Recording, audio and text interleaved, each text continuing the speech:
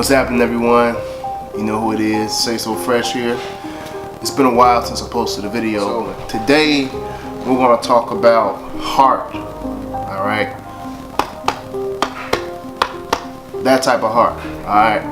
Oftentimes we can't understand why we feel the way we feel, or even what we feel at different times in our lives. And our hearts are that reason. They're the reason why. Our hearts are important, probably one of the most important organs in our body. I don't know if you knew this, but the very first organ system that's created in your body after you've been conceived in your mother's womb is your heart. That's the very first thing. So the foundation of life, as you grow and as you develop and become a human and a child and eventually an adult, is your heart. Your heart is so fundamentally, strategically created so that you can live and so that you can survive, so that you can thrive, and so that your needs are met. So your heart is so important. So your feelings are important. Your emotions are important. For all the men out there, I know sometimes you're told, be a man, man up. Don't show feelings, don't show emotions.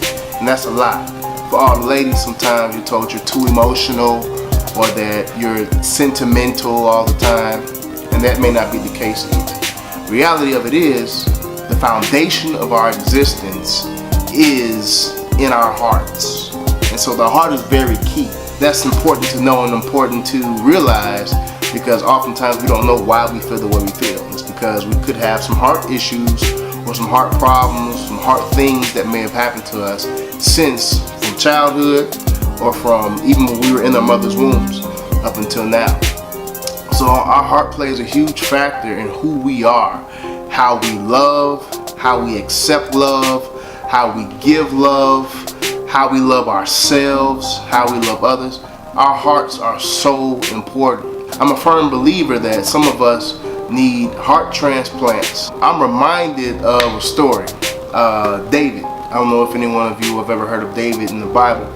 But David was a man, you know, one of God's righteous warriors who killed Goliath, the giant. He became king. He was small. He was kind of like the runt within his family. And he became king. He was an unlikely king. I believe that some of you all out there are unlikely kings, unlikely queens. Just wait on it, your opportunity will come. I believe that with all my heart. But I'm reminded of David because David sinned. David wasn't perfect, okay? David ended up having sex with Bathsheba, who was a beautiful woman, and she was sexy. So he ended up getting her husband killed and then having sex with her. And after that, he just felt terrible because that sin that he had committed between the murder and sex, adultery, he was just at a place where it's like, man, God, you can't hear me. God, I don't know if you even love me anymore. He was feeling depressed. He was feeling sad. And so he went to God with a repented mind. His mind was changed because he felt so bad about what he did. He felt conviction. And so he ended up feeling like crap. And in him feeling like crap, it led him to a place in Psalms 51 and 10 where he ends up crying out to God. He cries out to God and says, create in me a clean heart, create in me a pure heart, oh God, and renew in me a loyal spirit. David was crying out to God because he knew and realized that he wasn't perfect and he messed up. We all need clean hearts. We all need to make sure that our hearts are in the right standing with God, because if our hearts are not in the right standing with God, then we can't please Him, right? And so if we can't please Him, we can't please Him because we don't mirror Him and look like Him. Our hearts have to reflect who He is. Anyone ever felt like David before? I can say I have. Tired of repeating the same cycles, tired of going through the same old mess, tired of going down the right track and then end up messing up, end up down the wrong track. Or you may be tired of just going down the wrong track continuously. I'm here to tell you today that God can fix your heart. He can fix your heart. He can make sure that your heart is in a proper place to where you can love again. He can make sure that you can love Him and find out who He is. He can make sure that you can love yourself and be in a better situation, a better position. Me personally, I had to come to that place like David. I used to be angry. I had a temper. I had an anger problem that no one really knew because I would mask it. But secretly, I hated people. I'm just being honest with you. Secretly, I had anger issues. I had a huge temper and problem. And it wasn't until I became aware of my heart issues that I had, and I really wanted God to fix my heart, that He was able to do it. And so I can honestly say, when I gave my heart to God for real, my heart changed.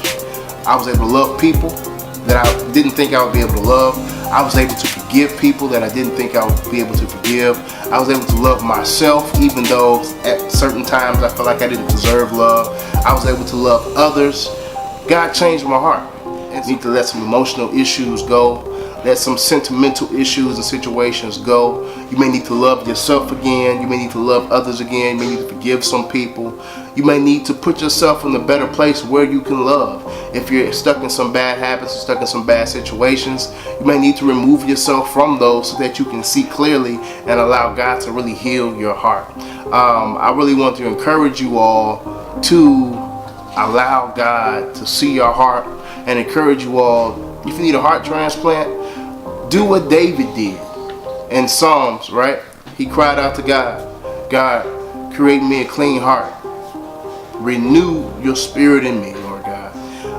And I believe for some people, this is more of a serious message. I believe that our hearts need to be continuously reformed and restructured to God's heart. That's the message for tonight, or for today, or for whenever you view this message. I want to let you know I love you. Please subscribe to Say So Fresh on YouTube. You can also follow me on Twitter, Say So Fresh 1. You can follow me on Instagram, Say So Fresh. And please like, share, view, comment, do whatever you feel on this video. I hope you all stay blessed and be blessed. This message is to the royal misfits. Be royal and don't fit in, because you were never made to. Peace.